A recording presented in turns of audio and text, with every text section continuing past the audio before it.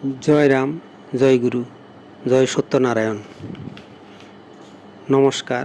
গল্প কথায় রাম ঠাকুর চ্যানেলে সব বন্ধুদের স্বাগতম।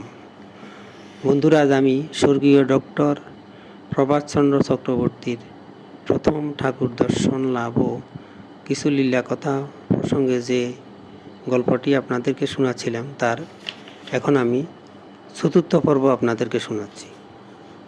তৃতীয় পর্বের পর পথে নামলেন দুই বন্ধু। নির্বাক হয়েই উভয়ে পথ চলছিলেন। খানিকক্ষণ বাদে পথ চলতে চলতে উভয়েই নিজের মতামত ব্যক্ত করলেন। ঠাকুর মহাশয়ের সব কথায় দুজনেই সেদিন একমত হতে পেরেছিলেন তা নয়, তবে গৃহে ফিরবার সময় উভয়েই একমত হলেন যে ভাগ্য যদি বিরূপ না হয়, তাহলে ঠাকুর মহাশয়ের সংস্পর্শে পুনর্বার তারা আসার চেষ্টা করবেন। দ্বিতীয় দিন ঠাকুর মহাশয়কে দর্শন করার পর বিদায়ের পূর্বে ঠাকুর মহাশয়কে প্রণাম করে প্রভাতচন্দ্র তার বাসগৃহে একবার পদধূলি দেওয়ার জন্য তাকে সকাতর অনুরোধ জানান। আচ্ছা বলে সঙ্গে সঙ্গে সম্মতি জানালেন ঠাকুর মহাশয়। আজ কদিন ধরেই প্রভাতচন্দ্র ভাবছেন, ভুলক্রমে তার বাসভবনের ঠিকানা সে সময়ে ঠাকুর মহাশয়কে জানিয়ে আসতে পারেননি। ঠাকুর মহাশয় তার বাসভবনে পদার্পণ করবেন আশ্বাস দিয়েছেন, কিন্তু ঠিকানা না জানলে তিনি আসবেন কি করে? কদিন ধরে প্রভাতচন্দ্র মনে মনে ভাবছিলেন, অবিলম্বে তাহাকে তার ঠিকানাটা জানিয়ে আসা একান্ত কর্তব্য এবং সেই সঙ্গে তাহার পাদস্পর্শের সৌভাগ্য হবে।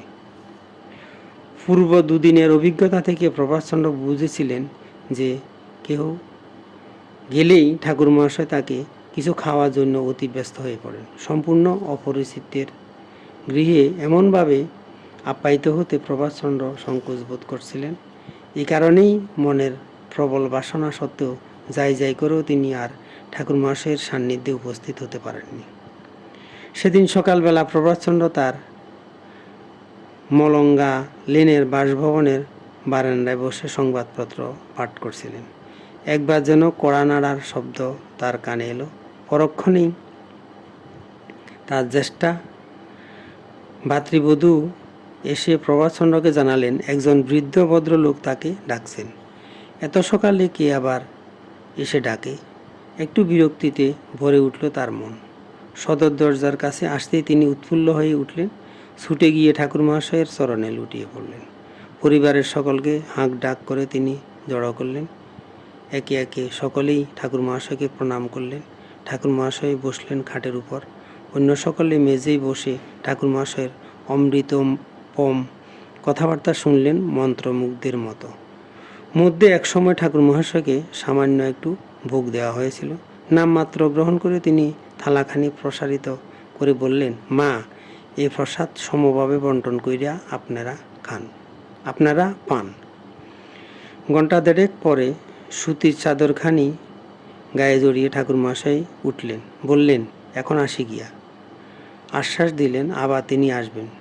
যেমন রিক্ত চরণে তিনি এসেছিলেন, তেমন রিক্ত চরণেই পথে নামলেন ঠাকুর মহাশয়। সে সময়ে কলিকাতায় অল্প পথে ফিস ডালা ছিল। খোয়া বিছান পথের উপর দিয়ে ঠাকুর মহাশয় অতি দ্রুত চরণে চলছিলেন। পেছন থেকে তার অনুগামী প্রভাতচন্দ্র বললেন, খালি পায়ে খোয়ার উপর দিয়ে যেতে তার কি খুব ক্লেশ হচ্ছে না? তাছাড়া কলকাতার পথে নানা রকম দূষিত বস্তু পড়ে থাকে। খালি পায়ে পথ চলাই শহরে বন্দরে অতি বিপজ্জনক। ফিরে দাঁড়িয়ে ঠাকুর মহাশয় বললেন, তার কোনো কষ্ট নেই, বিপদের কথা চিন্তা করারও কারণ নেই। বলেই ঠাকুর মহাশয় প্রভাতচন্দ্রকে আর অগ্রসর হতে দিলেন না। তাকে বাসভবনে ফিরে যেতে বলে তিনি অতি দ্রুত চলে গেলেন। বন্ধুরা, চতুর্থ পর্ব এখানে শেষ করলাম। আগামী দিন পঞ্চম পর্ব নিয়ে আপনাদের সাথে থাকব। বন্ধুরা, এখন আমি শ্রী ঠাকুরের একটি বাণী পাঠ করে আপনাদেরকে শোনাচ্ছি। ঠাকুর বলেছেন, ভাগ্যং ফলতি সর্বত্র, ভাগ্যই ফল দে, ফল দিবার অধিকার ত্রিজগতে আর কাহারও নাই। ভাগ্যবশে যাহার যাহা পাওনা, দেনা রহিয়াছে তাহা যথাসময় ঘটিবেই। দৃঢ় বিশ্বাস থাকিলে জীবের দুরবস্থা ঘটে না। জগতেই চিত্রপট ছায়ার স্বরূপ। হৃদয়ে যদি চিত্রপট থাকে তবে তাহা নষ্ট হয় কি? সত্যকে কেউই ছেদন বেদন অবগুণ্ঠন করিতে পারে না। তিনি অচ্ছেদ্য হয় মদা হো হয়ম ক্লেদ্য হ শস্য এবস নিত্য সর্বগত স্থাণুরচল হয়ং সনাতন। চিত্রপট সঙ্গেই থাকে, বিচ্ছেদ হয় না জানিবেন। বেদবাণী 2।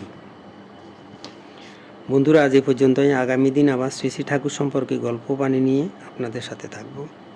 বন্ধুরা, চ্যানেলটি যদি আপনাদের ভালো লেগে থাকে তাহলে চ্যানেলটির পাশে থাকবেন। আর নূতন বন্ধু হলে প্লিজ সাবস্ক্রাইব করতে ভুলবেন না।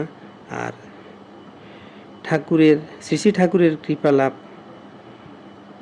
কৃপা লাভে আগ্রহী বন্ধুগণ লাইক, শেয়ার, কমেন্ট করবেন চ্যানেলটিকে। ধন্যবাদ, ভালো থাকবেন। জয় গোবিন্দ, গুরু কৃপায় কেবলম।